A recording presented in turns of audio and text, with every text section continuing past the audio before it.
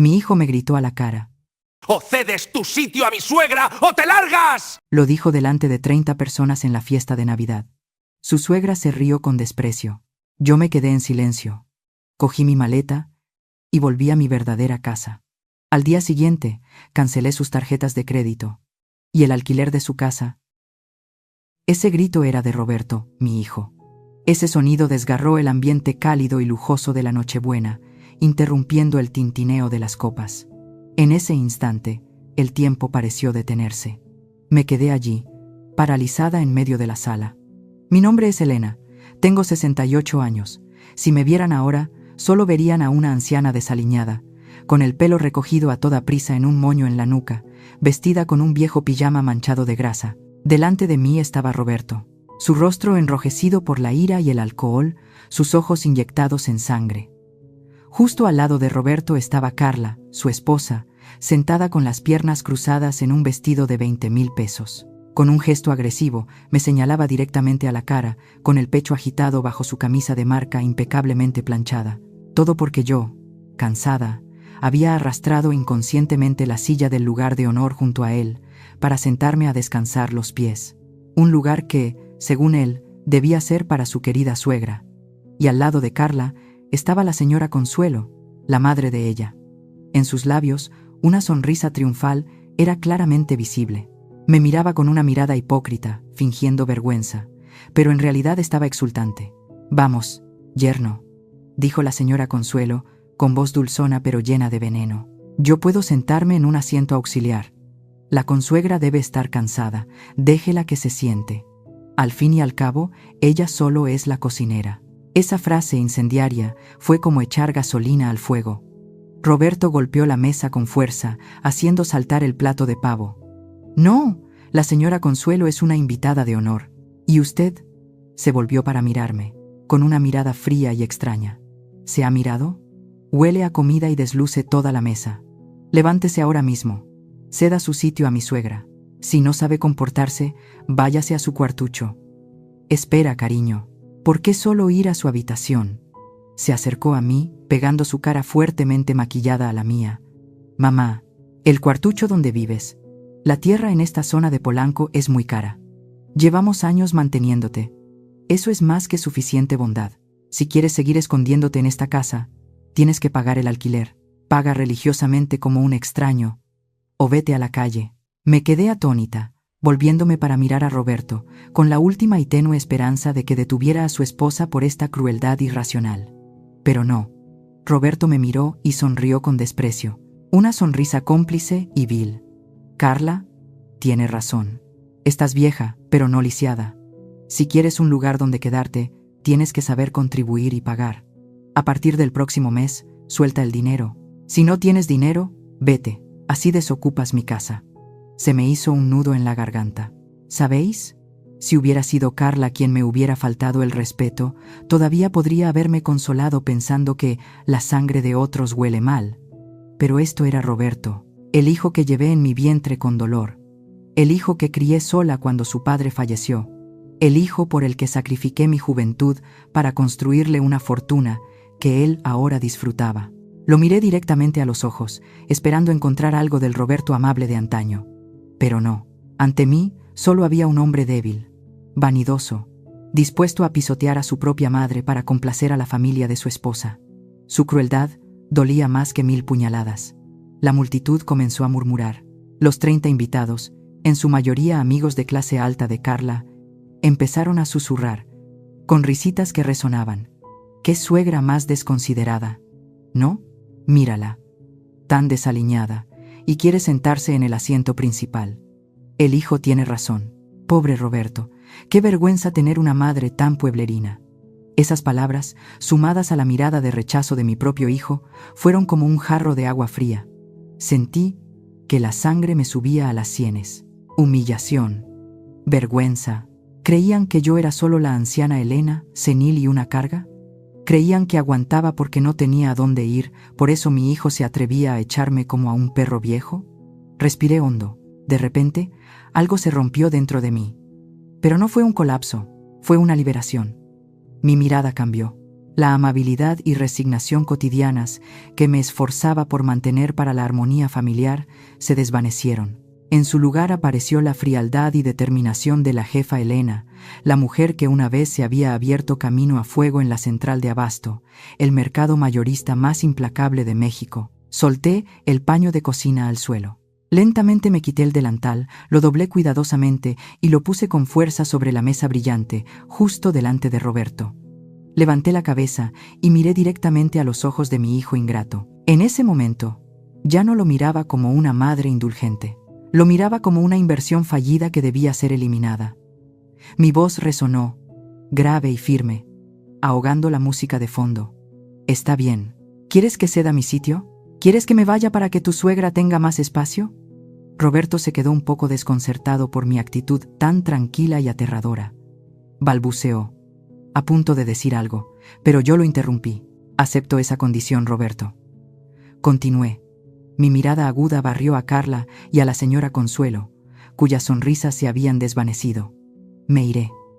Les cederé todo este espacio a la familia de tu esposa. Pero recuerda esto. Una vez que cruce esa puerta, ya no serás mi hijo, y yo ya no seré el cajero automático de esta casa. ¿Quieren que me vaya? Muy bien. Veamos cuánto vale su dignidad sin mí». Dicho esto, no esperé ninguna reacción. Me di la vuelta y fui directamente a mi habitación para coger la maleta que ya tenía preparada, dejando atrás la confusión que empezaba a extenderse por la lujosa fiesta. Entré en la pequeña habitación al final del pasillo, el lugar que durante los últimos 5 años se había llamado la habitación de Elena. En realidad, era solo un trastero reformado, diminuto, apenas lo suficientemente grande para una cama individual y un armario destartalado. Esta habitación era como un mundo aparte, en completo contraste con el lujo y la opulencia de fuera. Pero no me sentía asfixiada en absoluto. Al contrario, me sentía realmente lúcida. No me apresuré a coger ropa ni a meter cosas en la maleta de forma frenética, como la gente que es expulsada con vergüenza. No, con calma, me agaché y saqué la maleta negra que había estado inerte debajo de la cama. La fina capa de polvo que cubría la tapa de la maleta no ocultaba el hecho de que había estado allí, llena y lista, desde hacía 3 meses. Así es, 3 meses. Ese fue el tiempo que empecé a darme cuenta de que la falta de respeto de mi hijo y su esposa ya no era accidental, era sistemática. Aumentaba cada día. Y yo, una mujer que había pasado por tantas vicisitudes en el mundo de los negocios, llevaba mucho tiempo preparada para esta partida. Hoy, el grito de Carla fue solo la gota que colmó el vaso. Me puse de pie, cogiendo la foto en blanco y negro que estaba en la mesita de noche. Era una foto de Humberto, mi marido. En la foto, él sonreía, una sonrisa amable junto a nuestro primer camión de reparto. Susurré, lo suficientemente bajo para que solo yo lo oyera. «Humberto, es hora de que le enseñe a tu hijo a ser un hombre. No me culpes por ser cruel, ¿eh?» Luego, me dirigí a la esquina del armario, donde había una mini caja fuerte, escondida detrás de un montón de ropa vieja. Giré el código familiar. Clic. La puerta de hierro se abrió. Dentro no había dinero en efectivo, solo una gruesa carpeta azul de documentos y mi pasaporte. Esa carpeta azul era, de hecho, la escritura de esta casa en Polanco, la casa que Carla siempre se jactaba ante sus amigos, de que era de su marido y de ella. Salí de la habitación arrastrando la maleta, volviendo por el pasillo hacia la sala de estar. La fiesta de fuera aún no se atrevía a animarse. Todos sostenían los tenedores con torpeza, hurgando en los platos de comida fría. Cuando aparecí con mi equipaje en la mano, todas las miradas se volvieron hacia mí. Carla vio la maleta y se rió con desprecio. Su sonrisa era retorcida y burlona. ¿De verdad te vas? Bien. Recuerda no volver a pedir limosna cuando te quedes sin dinero. No me molesté en responder, solo miré a Roberto. Mi hijo, al verme con la maleta, intentó levantarse de la silla. Quizás le quedaba algo de conciencia o de orgullo masculino. Pero justo cuando iba a levantarse, su suegra, la señora Consuelo, le puso la mano llena de anillos de oro en el hombro, presionándole con fuerza. «Siéntate, yerno. Déjala ir. No arruines el ambiente de Nochebuena», sisió entre dientes. Y Roberto, una vez más, se sentó. Bajó la cabeza, mirando fijamente el plato de porcelana blanca que tenía delante. Esa fue la última imagen de mi hijo que quise recordar esa noche. Un cobarde que no se atrevía a levantar la cabeza. Arrastré la maleta directamente hacia la puerta principal. Me detuve justo delante de la gruesa y pesada puerta de madera de caoba. No la abrí de inmediato. Necesitaba realizar una última acción, un castigo merecido. Accedí a la aplicación bancaria. Seleccioné la opción Tarjetas adicionales. En la pantalla apareció una lista de potentes tarjetas de crédito negras, emitidas en función de mi solvencia financiera. La titular principal. Debajo de la línea titular de tarjeta adicional estaban 2 nombres familiares: Roberto y Carla. No dudé. Mi dedo presionó el botón rojo brillante junto a sus nombres. Bloquear permanentemente, cancelar tarjeta. Un círculo giró ligeramente por un instante, y luego apareció un mensaje verde. Éxito. Las tarjetas han sido desactivadas. Apagué la pantalla, guardé el teléfono en el bolsillo. Levanté la cabeza y me volví para mirar a toda la familia, que seguía paralizada en la mesa de la fiesta, por última vez. Mi voz resonó, clara palabra por palabra. Me voy. Que tengan una feliz Nochebuena, con el dinero que ustedes mismos se han ganado. Me senté en silencio en el asiento trasero del taxi de aplicación, con la mano ligeramente sobre la correa de mi bolso. Fuera de la ventanilla del coche, la Ciudad de México esta noche estaba inusualmente desierta. El conductor, un joven, me miró por el espejo retrovisor. Quizás le extrañó ver a una anciana con una maleta sola en la noche más importante del año. ¿En Nochebuena tiene que ir tan lejos? ¿Hasta la zona de Santa Fe?, preguntó, con voz llena de preocupación. Miré por la ventana, donde los edificios bajos se alejaban. Sí, vuelvo a casa, respondí, con una sonrisa amarga. Mi verdadera casa. El coche se lanzó por la carretera de circunvalación, dejando atrás la zona de Polanco. En el tranquilo espacio del coche, mis pensamientos se remontaron al pasado, a aquel día fatídico de hace 15 años. Aquel día, Humberto falleció repentinamente tras un infarto. Me dejó una pequeña y destartalada tienda de abarrotes en el viejo mercado y una pila de deudas acumuladas por negocios fallidos. En ese momento, Roberto acababa de entrar en la universidad privada más cara de la ciudad. Todos pensaron que me derrumbaría, que vendería la tienda para pagar las deudas y volvería a mi pueblo. Pero no lo hice. En el momento más desesperado, me di cuenta de algo. La necesidad de alimentos frescos en esta gigantesca ciudad era infinita. Hice algo arriesgado. Hipotequé la vieja casa. Pedí más dinero prestado a mis familiares y me fui a las granjas de los alrededores para contactar directamente con los agricultores. Compraba productos agrícolas directamente, los clasificaba cuidadosamente y luego me ofrecía a los chefs más exigentes. El cielo no defraudó mis esfuerzos. De una pequeña tienda de abarrotes, gradualmente expandí mi negocio.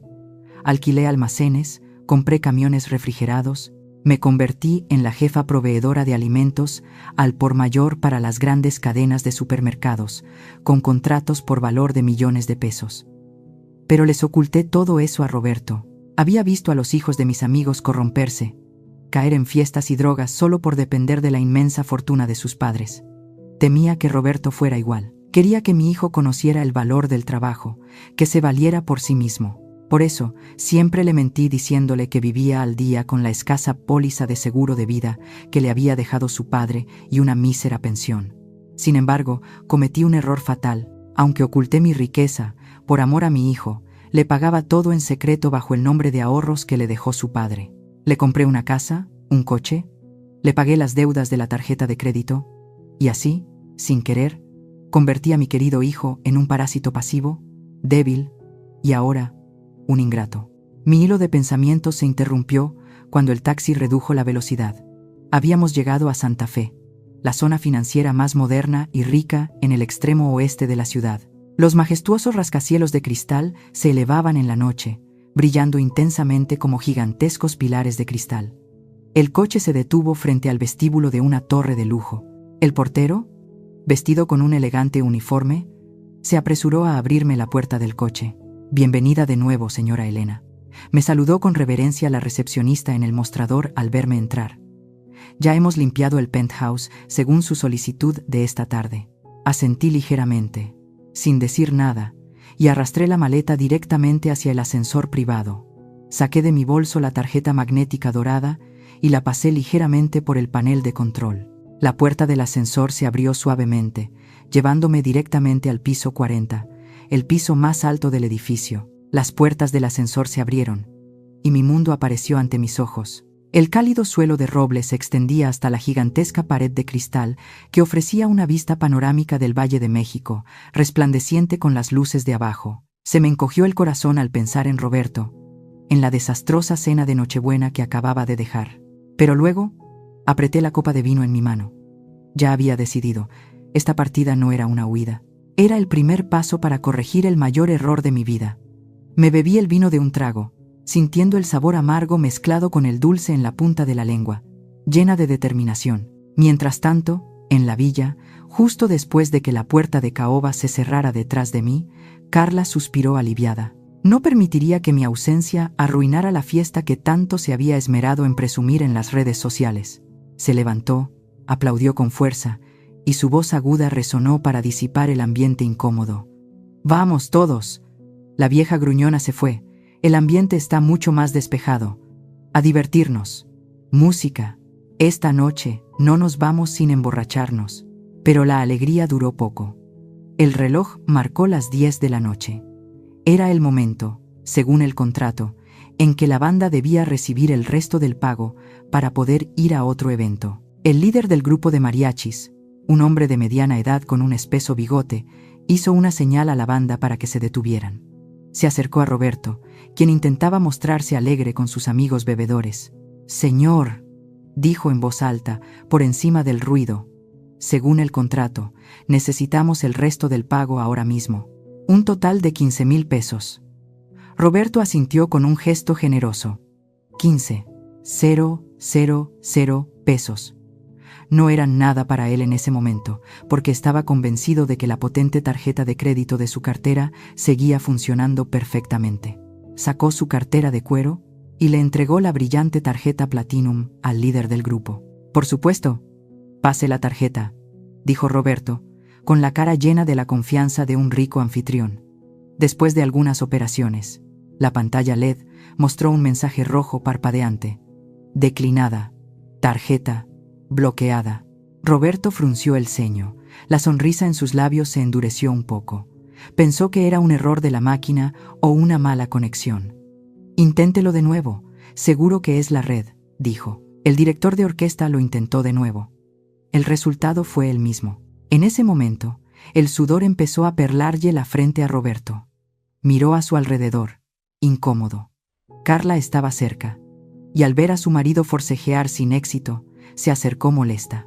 Le arrebató la terminal POS al director de orquesta, lanzándole una mirada fulminante a su marido. «Eres inútil. Ni siquiera puedes pasar una tarjeta. Déjame a mí». Dicho esto, Carla sacó de su elegante bolso la potente tarjeta negra, la misma que siempre mostraba con orgullo cuando iba de compras con sus amigas. Le entregó la tarjeta al director de orquesta con una expresión altiva. «Use esta. Esta tarjeta tiene un límite infinito». El director de orquesta volvió a realizar la operación. Toda la sala de la fiesta empezó a silenciarse, y todas las miradas se centraron en la pequeña máquina que tenía en la mano. La transacción seguía sin éxito. La poderosa tarjeta negra ahora no era más que un trozo de plástico inerte. La paciencia del director de orquesta se había agotado. Empezó a alzar la voz. Su tono ya no era respetuoso. «Señores, no me digan que contrataron a la mejor banda de mariachis de la zona justo en Nochebuena y no tienen dinero para pagar, ¿eh? Nosotros tenemos que ir a otro sitio a ganarnos la vida. Paguen en efectivo o con otra tarjeta. Rápido. Para transferir», balbuceó Roberto. «No transferencias», lo interrumpió. «No aceptamos transferencias bancarias extrañas a estas horas. El sistema de vacaciones suele fallar mucho. Y si el dinero no llega, ¿a quién se lo reclamamos? Dinero en efectivo, ahora mismo». El ruido y la dureza del director de orquesta llamaron la atención de los 30 invitados. Las miradas de sospecha y escrutinio empezaron a dirigirse hacia la pareja anfitriona. Murmuraban, señalando. Una amiga cercana de Carla, quien momentos antes había elogiado su vestido, ahora se cubría la boca y susurraba lo suficientemente alto para que toda la sala la oyera. Pensaba que eran tan ricos, pero resulta que ni siquiera pueden pasar una tarjeta de crédito por 15,000 pesos. Realmente, mucho ruido y pocas nueces. Esa frase fue como una bofetada para Carla. Su cara se puso roja, pasando de la ira al pánico. Roberto, por su parte, sacó el teléfono torpemente para revisar la aplicación del banco. Y entonces, lo que vio fue el mensaje rojo que yo había enviado desde mi teléfono hacía un momento. Tarjeta cancelada por el titular principal, Elena Gómez. Levantó la vista y miró a Carla, con los ojos muy abiertos y llenos de miedo. Lo entendieron. No solo me había ido de casa, les había cortado la fuente de vida para salvar lo poco de dignidad que le quedaba ante sus amigos de clase alta. Carla se volvió para pedir ayuda a su madre. La señora Consuelo estaba paralizada en un rincón de la sala, con la copa de vino tinto en la mano, temblándole a punto de derramarse. «Mamá, ¿podrías adelantarnos algo? Mañana te lo devuelvo», murmuró Carla. El rostro de la señora Consuelo estaba pálido. Le dolía terriblemente el dinero, pero al ver las miradas curiosas de todos, al ver a su querida hija avergonzada, apretó los dientes y abrió su bolso. Temblorosa, sacó un fajo de billetes, el dinero de su pensión que acababa de retirar esa mañana con la intención de dar un aguinaldo a sus nietos. Contó billete por billete, con gran dolor, y luego se los entregó al líder del grupo de mariachis. La banda tomó el dinero, lo contó ruidosamente delante de todos. Suficiente dinero. Recogieron sus instrumentos y se marcharon fríamente de inmediato, sin molestarse en tocar ninguna canción extra como solían hacer para felicitar a los anfitriones. La puerta se cerró detrás de ellos, dejando un ambiente pesado, incómodo y vergonzoso que cubría la fiesta. Los invitados empezaron a mirar sus relojes. «Ay, es muy tarde. Lo siento, Carla. Mi hijo está llorando en casa». Uno a uno, todos se despidieron temprano. Nadie quería quedarse en un lugar donde los anfitriones acababan de ser expuestos como arruinados y vanidosos. Solo quedaron Roberto, Carla y la señora Consuelo, solos entre los restos de comida fría, en la Navidad más miserable de sus vidas. A la mañana siguiente, la luz del sol del 25 de diciembre iluminó la villa de Polanco, pero no trajo la calidez habitual. Se suponía que hoy era el día en que toda la familia se reuniría, vistiendo pijamas cómodos, comiendo los restos del pavo asado y el bacalao salado, más sabroso después de una noche de marinado, y riendo sobre las alegrías de la noche anterior. Se suponía que a esta hora la cocina debería oler a café recién hecho, a tostadas crujientes, y a mí haciendo ruido al preparar un desayuno tardío para todos. Pero esta mañana, la casa estaba sumida en un silencio helado y el olor agrio de la comida rancia. Roberto y Carla se despertaron a las 11 de la mañana. Ambos estaban cansados, con un dolor de cabeza punzante por la resaca de la noche anterior y la intensa tensión que aún no se había disipado. Se arrastraron hasta la sala de estar y lo que vieron fue un verdadero campo de batalla. La mesa de la fiesta de la noche anterior seguía en completo desorden. La cocina estaba fría, sin calidez, sin vida. Los niños, mis dos pobres nietos, salieron corriendo de su habitación. Se frotaron los ojos, con el estómago vacío, mirando a sus padres, que estaban sentados aturdidos en el sofá, con la cabeza entre las manos. El mayor tiró de la manga de Carla, con voz mimosa: «Mamá, ¿dónde está la abuela? Tengo mucha hambre. Quiero comer los panqueques que hace la abuela. ¿Por qué no está en la cocina?». La pregunta inocente del niño fue como un pinchazo en la frustración acumulada en el corazón de Carla. Apartó la mano de su hijo, regañándole con irritación, descargando toda su rabia sobre el niño inocente. La abuela se fue. «No preguntes más. Deja que mamá pida comida». Carla, acostumbrada a que la sirvieran, no tenía intención de remangarse y cocinar un huevo o tostar una rebanada de pan para sus hijos. Para ella, todos los problemas podían resolverse con dinero y servicios. Sacó su teléfono y seleccionó directamente el restaurante de lujo al que solían ir los fines de semana. Pidió todo tipo de platos caros: huevos, Benedict, jugo de naranja recién exprimido, croissants de almendras importados.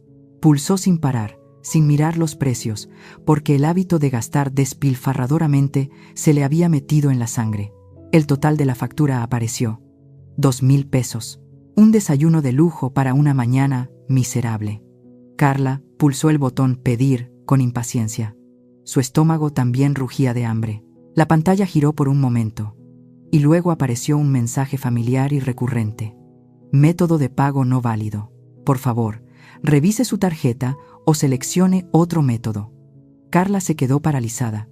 Lo había olvidado. Todas las carteras electrónicas, desde Uber, Amazon, hasta Netflix de esta casa, estaban directamente vinculadas a mi tarjeta de crédito, y esa tarjeta había muerto desde la noche anterior. Se volvió hacia Roberto, con voz resentida. La tarjeta de mi máquina ya no funciona. Pide tú. Usa tu cuenta. Roberto se sobresaltó y sacó rápidamente su teléfono. Pero antes de pedir, dudó y abrió la aplicación de su banco personal para comprobar el saldo. La cuenta de su sueldo mostraba una cifra lamentable. 500 pesos. El rostro de Roberto se puso pálido. 500 pesos. No era suficiente para una comida sencilla para 4 personas en esta zona tan cara, y mucho menos para el desayuno de 2,000 pesos que Carla acababa de elegir. ¿Por qué? Yo sabía la razón. Su sueldo de este mes lo había gastado todo en la cadena de oro que le regaló a Carla y en las botellas de licor extranjero para agasajar a los invitados la noche anterior. Siempre había dado por sentado que los gastos de manutención, comida, electricidad y agua corrían a cargo del fondo de mamá, por lo que su sueldo solo lo usaba para gastos personales de vanidad. Cariño, balbuceó Roberto. El sudor empezaba a perlarle la frente. Yo me quedé sin efectivo. En la cuenta solo quedan 500 pesos. Carla abrió los ojos de par en par, mirando a su marido, y luego gritó. Un grito que resonó por toda la casa vacía. ¿Qué? ¿Me estás tomando el pelo? ¿Trabajas todo el mes y solo te quedan 500 pesos? Yo no tengo dinero. Ya me gasté mi sueldo en ropa y zapatos. Pensé que tú te encargarías de la comida. ¿Qué clase de marido eres? Los dos esposos comenzaron a discutir. Los gritos de sus padres asustaron a los niños, que rompieron a llorar. En su desesperación y el hambre que los carcomía, Roberto de repente recordó algo. Claro, la caja fuerte. Mamá siempre guardaba dinero en efectivo en la caja fuerte. Se levantó como un resorte y se lanzó directamente hacia mi antigua habitación, el pequeño cuarto al final del pasillo. Corrió como un loco, esperando encontrar un poco de salvación de la madre a la que acababa de dejar que su esposa echara. Entró en la habitación, revolvió los cajones del armario, tirando mi ropa vieja por el suelo. Finalmente, encontró la mini caja fuerte en la esquina del armario. Conocía la contraseña, por supuesto que la conocía. Nunca le había ocultado nada. Una vez le dije, la contraseña es tu fecha de nacimiento, para que si me pasa algo, puedas coger los papeles. Mi confianza ahora se convertía en una herramienta para su búsqueda. Bip, bip, bip. Clic. La puerta de la caja fuerte se abrió. Roberto metió la mano, tanteando. Pero su mano solo tocó el frío vacío del acero. Vacía. Completamente vacía. No había fajo de dinero en efectivo. No había joyas viejas.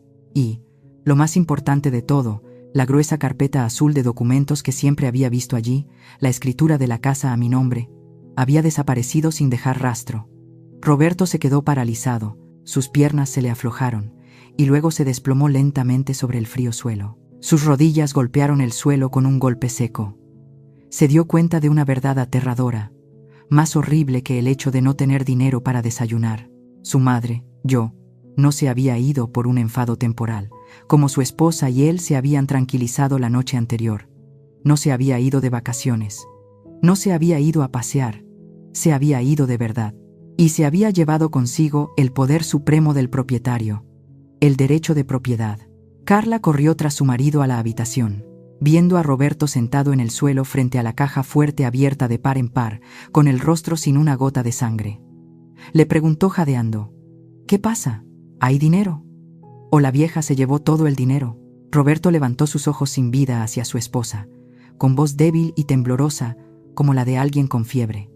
No es solo dinero, Carla. Tragó saliva con dificultad, la garganta seca. Los papeles de la casa desaparecieron. No somos dueños de nada. Esta casa, el coche que conduces, las tarjetas de crédito que usamos, todo es de mamá. Su nombre está en todo. Y mamá se lo llevó todo.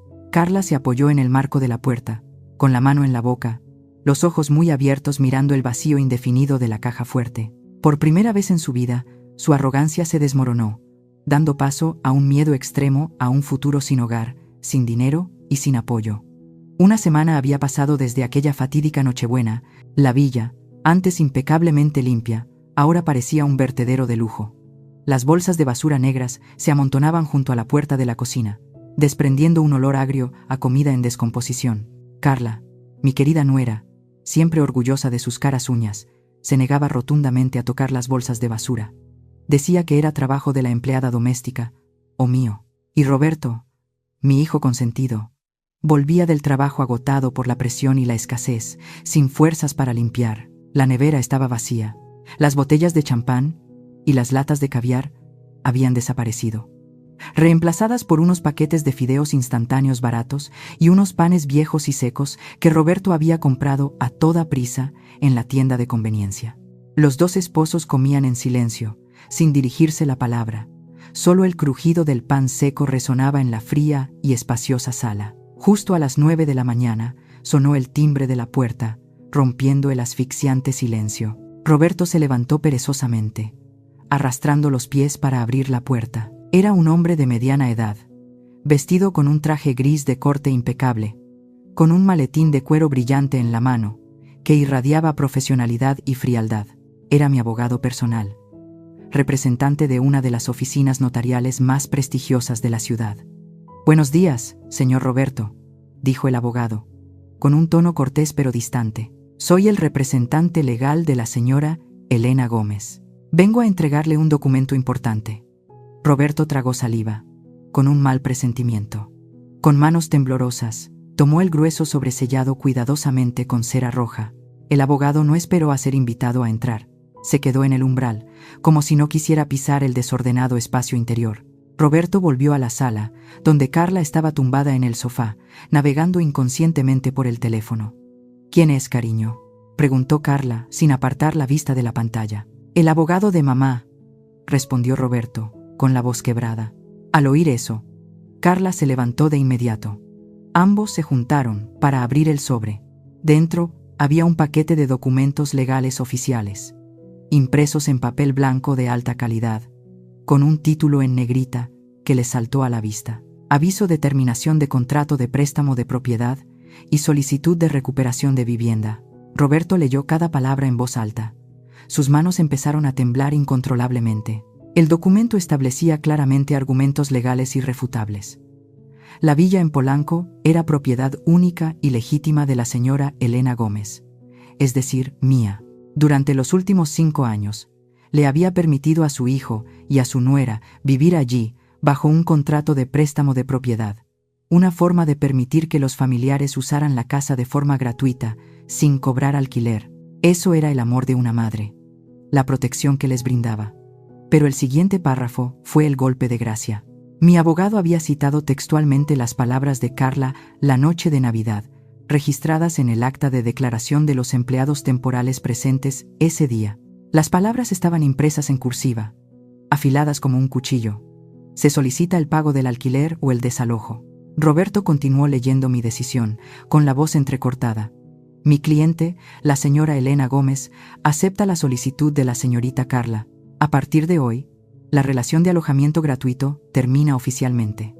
La señora Elena respeta el deseo de honestidad de su nuera. Por lo tanto, si el señor Roberto y la señora Carla desean continuar residiendo en esta propiedad, ambos deben firmar un contrato de alquiler oficial. Roberto se detuvo, con los ojos muy abiertos, mirando la cifra impresa en negrita debajo. El precio de alquiler aplicado según la tasación actual del mercado para una villa de lujo en la zona de Polanco es $4.500 estadounidenses al mes, equivalente a unos 90,000 pesos. Si no están de acuerdo con este precio, tienen un plazo máximo de 30 días para desalojar todos sus bienes personales y entregar la propiedad en su estado original al propietario. Carla le arrebató el papel a su marido, leyendo una y otra vez la cifra de 90,000 pesos. Luego gritó, un grito estridente lleno de indignación: «Está loca, seguro que está loca. ¿90,000 pesos al mes? ¿Cree que imprimimos dinero? El sueldo de Roberto no es ni la mitad de eso. ¿Cómo vamos a pagarlo? Se volvió hacia el abogado, que seguía de pie tranquilamente en la puerta, gritando: «Dígale que no pagaremos. Esta es la casa de mi marido, la casa de sus nietos. No tiene derecho a hacer eso». El abogado se ajustó las gafas con calma, sin inmutarse ante la furia de Carla. Respondió con un tono profesional y despiadado: «Señorita, este es el precio oficial de tasación de la Asociación de Bienes Raíces para esta zona, no una cifra que la señora Elena se haya inventado. Y por favor, recuerde, fue usted quien hizo la solicitud de pagar el alquiler. Mi cliente solo está cumpliendo con su deseo». Se detuvo un momento, mirando directamente a los ojos de Carla, con una mirada aguda. «Señorita, esto ya no es una cuestión familiar o sentimental. Esto es un asunto de negocios honestos y claros, como usted deseaba. El contrato ya está redactado. Si desean firmar, pónganse en contacto con mi oficina en un plazo de 3 días. De lo contrario, el plazo de 30 días para el desalojo comienza ahora mismo». Dicho esto, el abogado asintió levemente y se dio la vuelta, dejando a los dos paralizados en medio del desordenado salón. Roberto sostenía el documento legal en la mano. Todo su cuerpo temblaba. Miraba fijamente el papel. Luego miraba a Carla, que jadeaba de ira. Por primera vez, su lento cerebro, mimado, se dio cuenta de una verdad aterradora. Su madre no estaba amenazando. Su madre no estaba enojada esperando que sus hijos se disculparan superficialmente. Esto era un castigo económico directo. Roberto se desplomó en el sofá, con las manos en la cabeza. 30 días. Solo 30 días antes de que los echaran a la calle, y con su mísero sueldo y sus hábitos de gasto derrochadores, 90,000 pesos era una cifra impensable. El colapso ya no era un riesgo, estaba ahí, ante sus ojos, claro y cruel. Desde mi apartamento en Santa Fe, seguía de cerca cada desarrollo de la obra que yo misma había orquestado, y sabía que, esta tarde, Roberto se enfrentaría a otro shock, un golpe directo a su vanidoso ego, en su lugar de trabajo. Roberto trabajaba en una empresa de importación y exportación en la zona de Reforma, la avenida más concurrida y prestigiosa de la Ciudad de México. Aunque solo era un gerente de nivel medio con un sueldo promedio, siempre conducía el último modelo de SUV de lujo al trabajo todos los días. Ese coche negro brillante era su mayor orgullo, lo que le ayudaba a mantener la cabeza alta ante sus compañeros, aunque, en realidad, el coche estaba a nombre de mi empresa, y yo pagaba todos los gastos de mantenimiento y gasolina. Él lo consideraba su propiedad, un símbolo de su falso éxito. El reloj marcó las 5 de la tarde.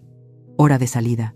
Roberto salió del edificio de oficinas, con un aspecto cansado después de un día de trabajo lleno de estrés por los problemas familiares.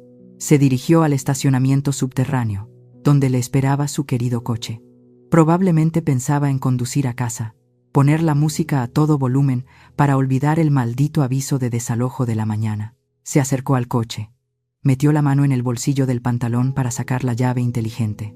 Pulsó el botón de desbloqueo, esperando el familiar bip y el parpadeo de las luces intermitentes.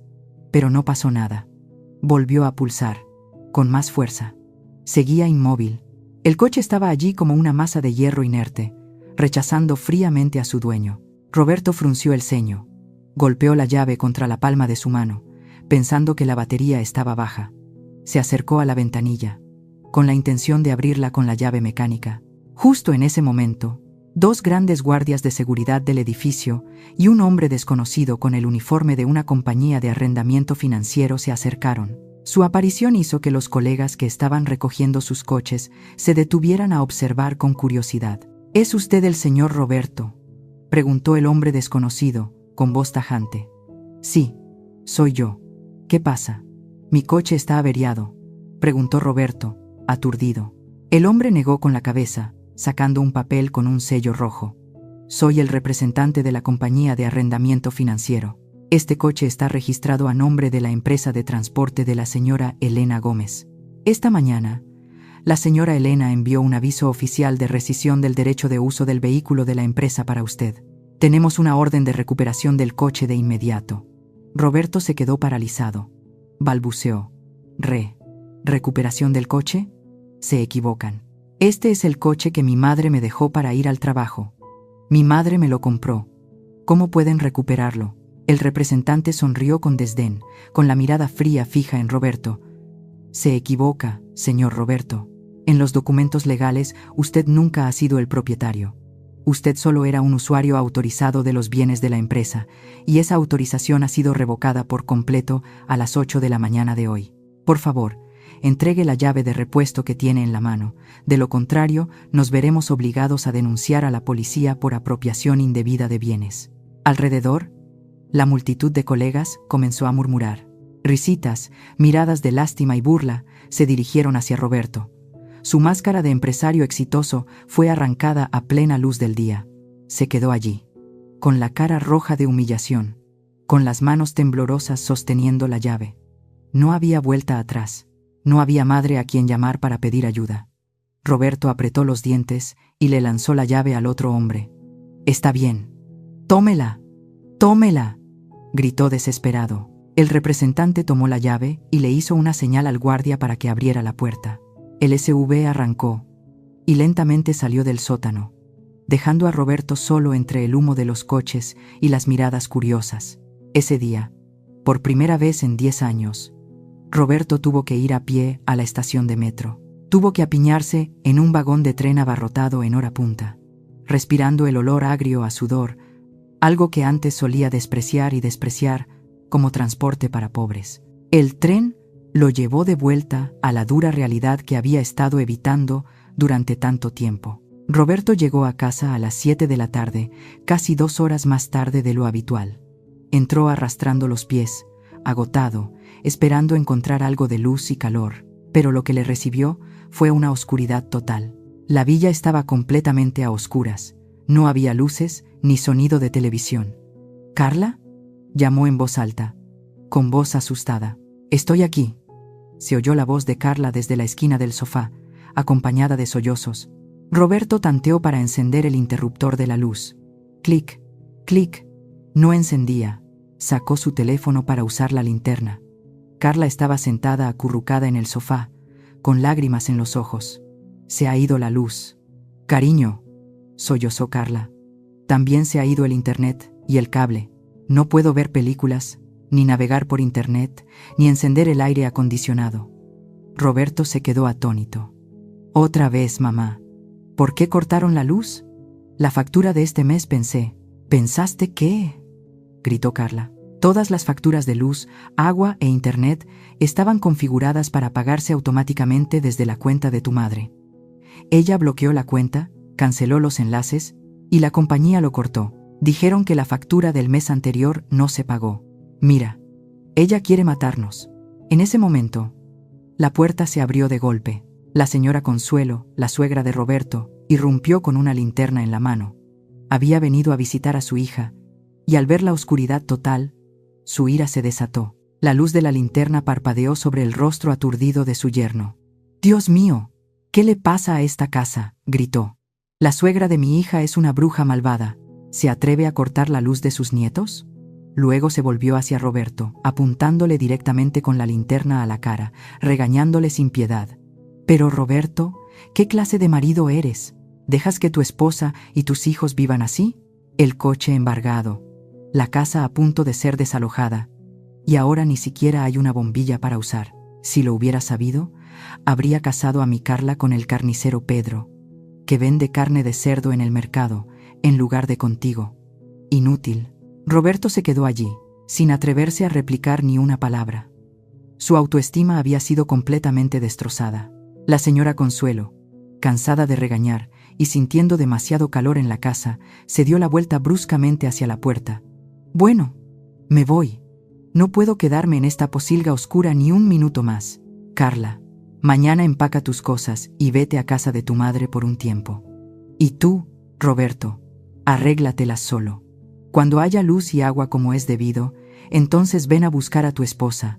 Se fue, dejando a los dos esposos solos en la oscuridad, en medio de la gran villa que ahora no era más que una fría prisión. La paciencia y el orgullo de Roberto y Carla se habían esfumado por completo después de una noche viviendo en la oscuridad y el miedo extremo. Estaban realmente aterrorizados. Se dieron cuenta de que si no me encontraban, sus vidas terminarían. Desde temprano en la mañana, mi teléfono había sonado sin cesar. Cientos de llamadas perdidas, docenas de mensajes suplicantes y llorosos de los 2 números familiares. Pero los había bloqueado todos. No quería escuchar disculpas vacías pronunciadas por miedo, no por arrepentimiento. Quería que actuaran, que experimentaran la desesperación de ser abandonados. Al no poder contactarme, se vieron obligados a ir a buscarme. El primer destino que se les vino a la cabeza, por supuesto, fue la vieja tienda de abarrotes en el bullicioso mercado de la central de abasto. En su limitada y superficial memoria, esa era la única fuente de ingresos de la anciana madre, donde yo vendía día a día kilos de arroz y botellas de aceite para ahorrar. Llegaron allí al mediodía. El gerente de la tienda era el señor Miguel, un empleado leal que había trabajado conmigo desde los primeros días de mi negocio. Él me lo contó con una mezcla de diversión y amargura. Cuando vio a Roberto y Carla entrar apresuradamente, sudorosos, preguntando nerviosamente si la señora Elena estaba aquí, el señor Miguel no pudo evitar soltar una carcajada. ¿La señora Elena?, preguntó el señor Miguel, mirando a mis 2 hijos como si fueran extraterrestres. La jefa no viene a esta tiendita desde hace mucho tiempo. Yo me encargo de todo aquí. Entonces, ¿dónde está mi madre? ¿A dónde pudo haber ido?, gritó Roberto, con la cara roja. El señor Miguel negó con la cabeza con fastidio, con una mirada llena de lástima. ¿Qué clase de hijos son ustedes, que no saben dónde trabaja su madre? La jefa dirige todo el sistema desde la oficina principal en Santa Fe. Esta tienda es solo un recuerdo que ella conserva. ¿Santa Fe? Carla abrió los ojos de par en par. ¿La zona financiera de Santa Fe? ¿Me está tomando el pelo? ¿Qué hace esa vieja pueblerina en esa zona rica? Cuidado con la boca, señorita, dijo el señor Miguel con seriedad. Ella es la presidenta de la compañía de suministro de alimentos más grande de este mercado. Si quieren encontrarla, vayan a la Torre Paradox. Después de llamarme para pedir mi opinión y obtener mi consentimiento, el señor Miguel les escribió un papel con la dirección de la oficina. Con el papel en la mano, los 2 esposos se quedaron aturdidos por un buen rato, sin creer lo que oían. Pero la verdad estaba ante sus ojos. No tenían más remedio que embarcarse en el viaje a un lugar al que nunca habían pensado que su madre perteneciera. El viaje desde el mercado popular hasta la zona de Santa Fe no fue fácil, especialmente cuando Roberto y Carla solo tenían unas pocas monedas en el bolsillo. Sin suficiente dinero para un taxi de larga distancia o un Uber, se vieron obligados a apiñarse en autobuses públicos abarrotados y calurosos, cambiando de línea constantemente durante casi 2 horas. Cuando llegaron a Santa Fe, el contraste era cruel. Carla, con sus tacones rayados, Roberto, con su camisa arrugada y empapada en sudor, se veían insignificantes entre los majestuosos rascacielos de cristal que reflejaban el sol brillante. A su alrededor, empresarios con elegantes trajes y coches caros pasaban suavemente. Su aspecto descuidado y cansado se volvió aún más patético, y fuera de lugar en este lugar opulento. Llegaron al vestíbulo de la Torre Paradox, uno de los edificios emblemáticos con una arquitectura curva única. Justo cuando iban a entrar por la puerta giratoria de cristal, 2 grandes guardias de seguridad los detuvieron. «Disculpen, ¿a quién buscan? ¿Tienen tarjeta de acceso?», preguntó el guardia de seguridad, con una mirada de arriba abajo a Roberto, llena de desconfianza. Yo vengo a buscar a mi madre, la señora Elena Gómez», balbuceó Roberto. «¿La señora Elena Gómez? ¿La presidenta del grupo alimentario Gómez?». El guardia de seguridad levantó una ceja. «Lo siento, la señora presidenta no recibe visitas sin cita previa. Por favor, salgan». «Pero soy su hijo».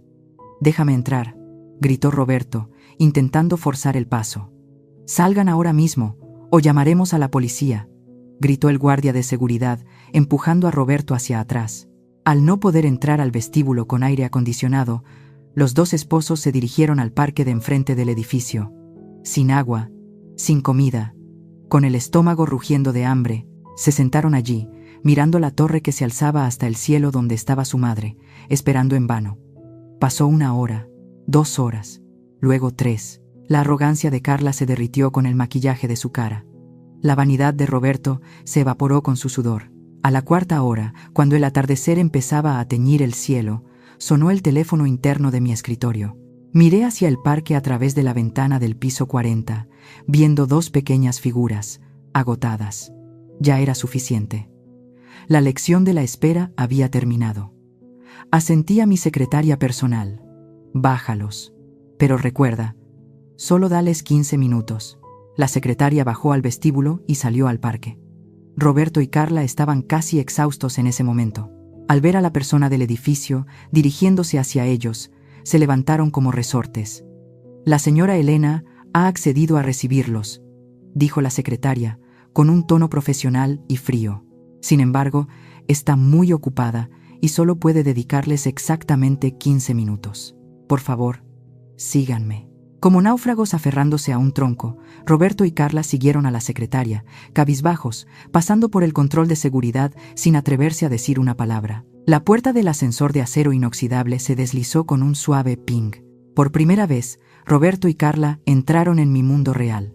Un mundo que nunca habrían imaginado en sus sueños más salvajes. Su reacción fue exactamente la que esperaba. Ambos se quedaron boquiabiertos, con los ojos muy abiertos, mirando a su alrededor como niños perdidos en un palacio. Mi penthouse no era ostentoso con oro y plata, pero cada detalle exudaba la elegancia del poder y el dinero. Yo estaba sentada en un sillón individual frente a la ventana, con la espalda ligeramente girada hacia la puerta del ascensor. En mis manos tenía un iPad con informes financieros de fin de año. Hoy no llevaba mi vieja ropa de casa con olor a comida. Vestía un traje de seda color crema hecho a medida, que realzaba mi figura, aunque ya de edad aún erguida. Mi cabello plateado estaba recogido en un moño elegante y distinguido, dejando ver unos sencillos pero valiosos pendientes de perlas. Al oír sus pasos vacilantes sobre el suelo de roble, giré lentamente la silla. En cuanto me vio, Carla se abalanzó como un torbellino. Intentó arrodillarse y abrazar mis piernas, con un aspecto deplorable, el pelo revuelto y el rostro manchado de lágrimas. «Mamá, mamá», gritó, con la voz ronca. «Nos equivocamos. Perdónanos. Estamos sufriendo mucho, mamá. Sin electricidad, sin dinero. Nos morimos de hambre». Levanté la mano, un gesto firme y frío, que detuvo a Carla al instante, a unos pocos pasos de mí. «Detente», dije, con voz tranquila pero llena de autoridad. «Siéntate en esa silla. No ensucies mi alfombra». Carla se quedó atónita, pero no se atrevió a replicar. Retrocedió, tirando del brazo de Roberto, que estaba inmóvil, y ambos se sentaron tímidamente en el sofá de enfrente, encogidos como dos niños traviesos ante un director estricto. No dije nada más, solo cogí el mando a distancia y lo dirigí hacia la gran pantalla de televisión colgada en la pared. ¿Quieren saber a dónde se fue todo el dinero? Miren la pantalla. La pantalla se iluminó. Apareció una hoja de cálculo Excel clara, con columnas de datos detallados. Era un resumen de los gastos de Roberto y Carla durante los últimos 5 años que mi contable personal había compilado a partir de los extractos de las tarjetas de crédito adicionales. «Miren», señalé la cifra total en rojo al final de la tabla. 5 millones de pesos. Esa es la cantidad de dinero que me han gastado en los últimos 5 años. Compras de ropa de marca, viajes lujosos, fiestas de fin de semana, spas de belleza, regalos por vanidad. He trabajado muy duro, levantándome a las 4 de la mañana todos los días para construir este imperio alimentario, no para mantener a 2 parásitos que me chupan la sangre. Roberto miró fijamente esa enorme cifra, con el rostro pálido. No podía creer que la cantidad que habían gastado fuera tan grande. Levantó la cabeza para mirarme, con los ojos llenos de lágrimas.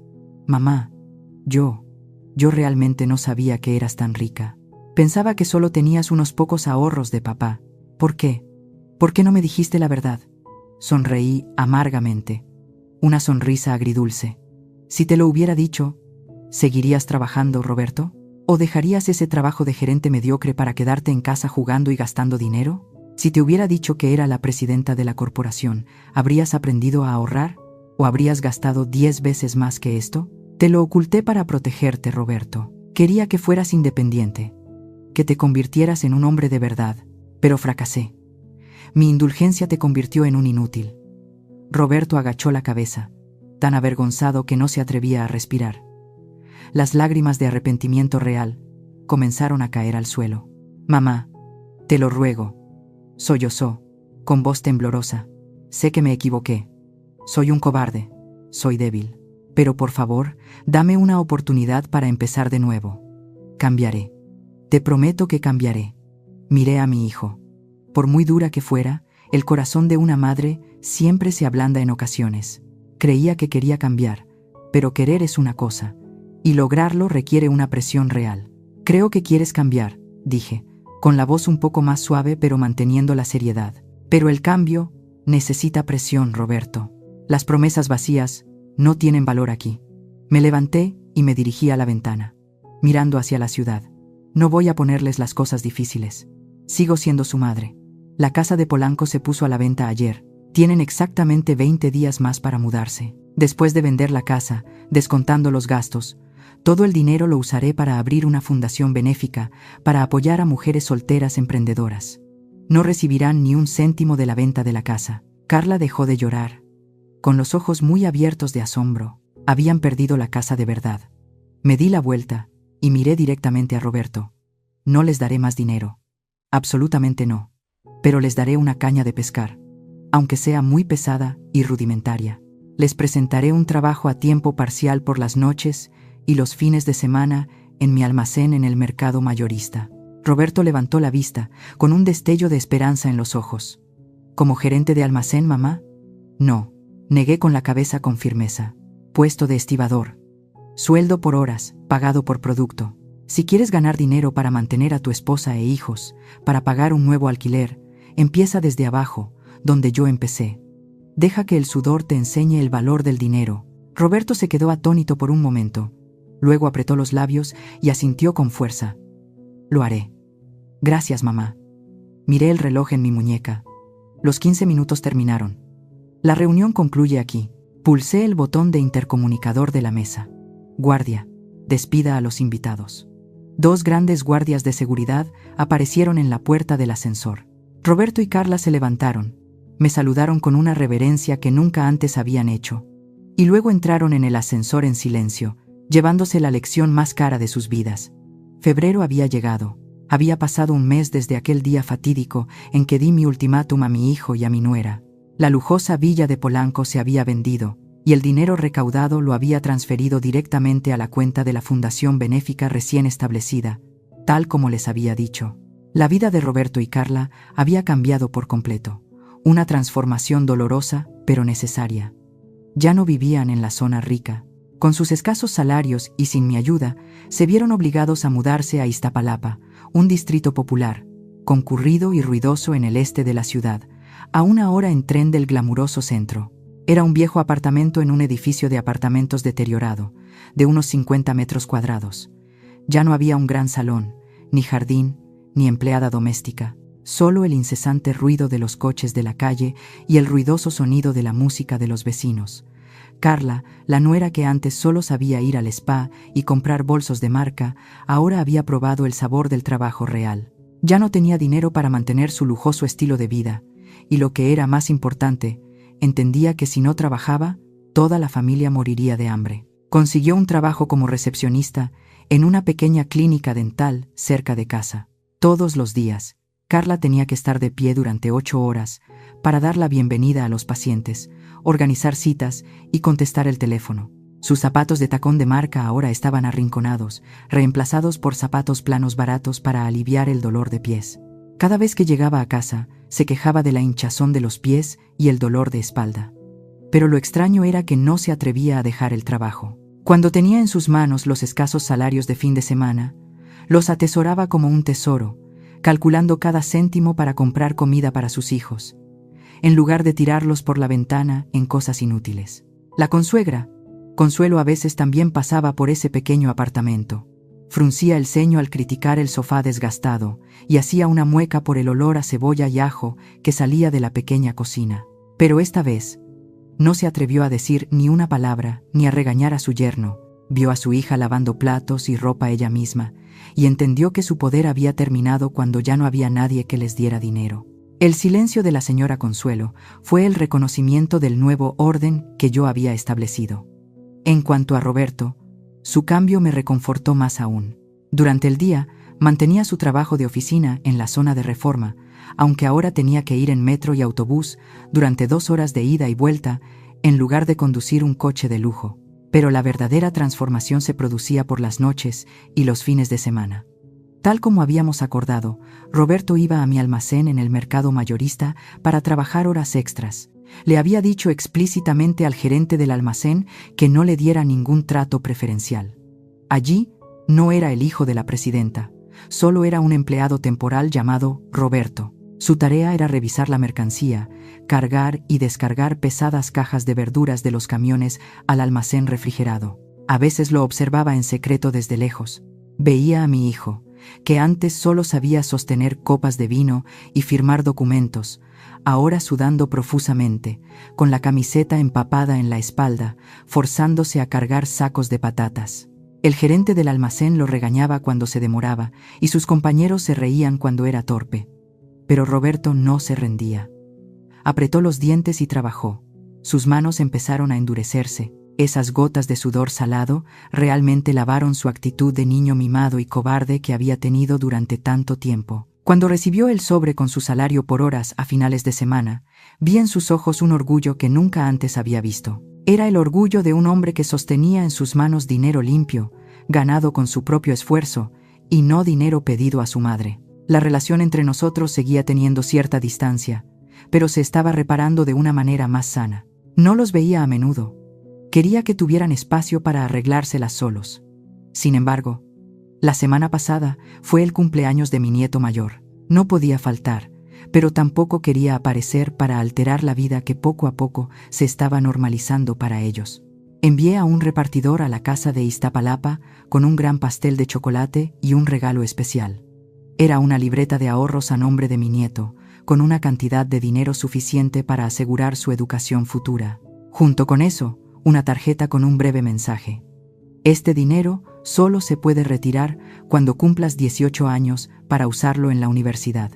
No se puede usar para ninguna otra cosa. Esa noche, mi teléfono sonó. Era Roberto quien llamaba. Respondí, manteniendo un tono tranquilo. Diga, mamá.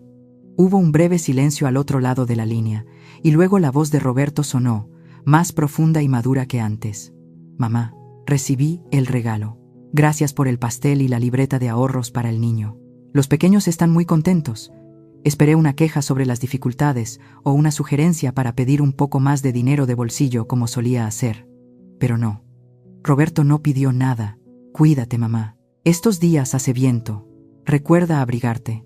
Yo estoy bien. El trabajo en el almacén es duro, pero ya me acostumbré. La semana que viene intentaré hacer horas extras para comprarle a Carla un microondas nuevo. El viejo se estropeó. La llamada terminó brevemente. No hubo palabras floridas y vacías, solo preguntas sencillas sobre mi salud. Colgué el teléfono, sintiendo un alivio que se extendía por mi pecho. Mi hijo, por fin, había aprendido a preocuparse, a esforzarse y a cuidar de los demás sin condiciones de interés.